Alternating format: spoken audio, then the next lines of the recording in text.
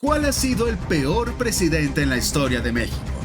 Aunque para muchos mexicanos Andrés Manuel López Obrador y Enrique Peña Nieto podrán ser los peores mandatarios que ha tenido el país centroamericano, al desempolvar la historia nos damos cuenta de que no es así. Algunas personas le han dado el beneficio de la duda a estos dos políticos, ya que, cuando revisan la historia, se dan cuenta que México ha tenido peores representaciones en el poder ejecutivo. Por eso te contaremos sobre algunos de los peores presidentes que ha tenido este país. Victoriano Huerta. Ha sido tan detestado que incluso en documentos oficiales del Congreso y Senado se le llama el usurpador. Disolvió el poder legislativo y se apropió de las funciones del Ejecutivo sin ninguna elección y concibió una república militarista. Aunque no llevó a cabo sus planes del todo, tenía la idea de un país dirigido por el ejército en todos los aspectos. Incluso niños y niñas crecerían con instrucción militar. Miguel Alemán Valdés.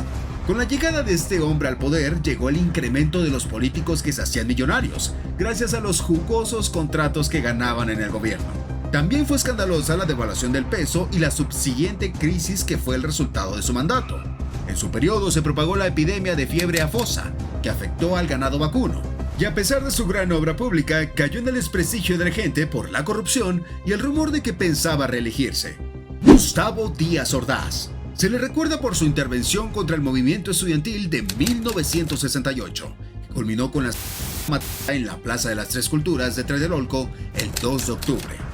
Los elementos que lo caracterizaron fueron su rigidez al tomar como eje el ejército de la justicia, emparentándolo a la vez con sus concepciones de lo prohibido y lo permitido, y sus costumbres administrativas que sobreponía sobre la negociación política que llevaron a la inflación en el sector agrícola y que a la larga lo descapitalizarían.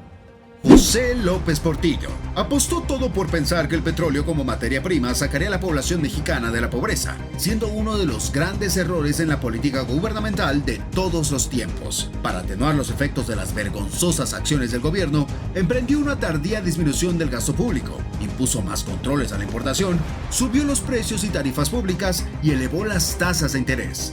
Felipe Calderón. Sabemos que es historia reciente. Sin embargo, Calderón es considerado como el peor presidente en la historia de México por una simple razón: la mal llamada guerra contra el narcotráfico. Hoy en día se sigue hablando de la presunta participación de las fuerzas de la seguridad pública que habrían trabajado para el cártel de Sinaloa, llegando al poder por medio de un fraude electoral, dando inicio a la etapa de violencia más alta en el país, y sus efectos a día de hoy aún no se han podido controlar. Todo esto mientras pactaba con uno de los más peligrosos de México. Él dejó un país inseguro en donde la vida humana perdió su valor. Por todas estas razones, Felipe Calderón es considerado como el peor presidente en la historia del país.